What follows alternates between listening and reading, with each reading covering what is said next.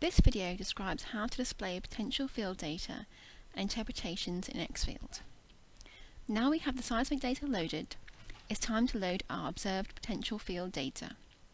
This, like importing seismic data, is simple. We're going to import the GZZ we QC'd earlier in video 1. To do this, go to File, then Open Observed Gravity Gradient from Horizon. We can then point to the observed gravity gradient from OpendTect and load this into XField. It may be desirable to display a legend. You can display a legend by right-clicking in the Profile window and selecting Show Legend. The potential field data can also be loaded from a space-separated text file.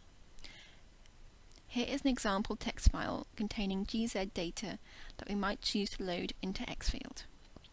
This file contains 3 columns. We need to note which are the X, Y and potential field data columns.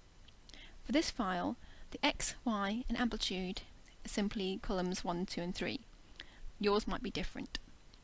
Also, before loading, you should make note if any headers or header lines are present, and if so, make a note of how many lines the headers occupy.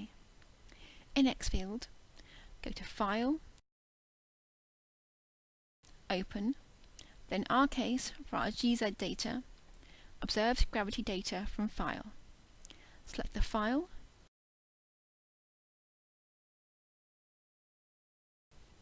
then fill in the information regarding the text file column positions, header lines, and proximity tolerance.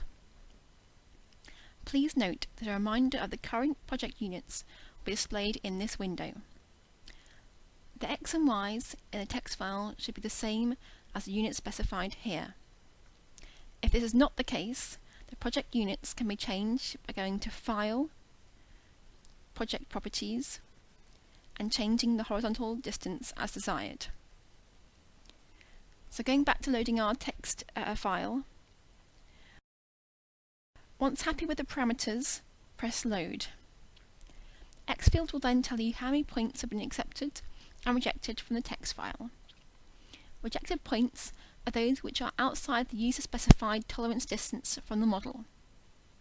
Now we have seismic and potential field data loaded. In order to aid modelling, interpretations from OpendTect can be reviewed in XField. Simply go to Seismic, select Horizons, then choose which horizons you wish to display. The interpretations will be displayed on the seismic. If a change is made to these interpretations during modelling, the user can go to Seismic, reload Horizons to update the interpretations displayed in XField. Now we are ready to start modelling.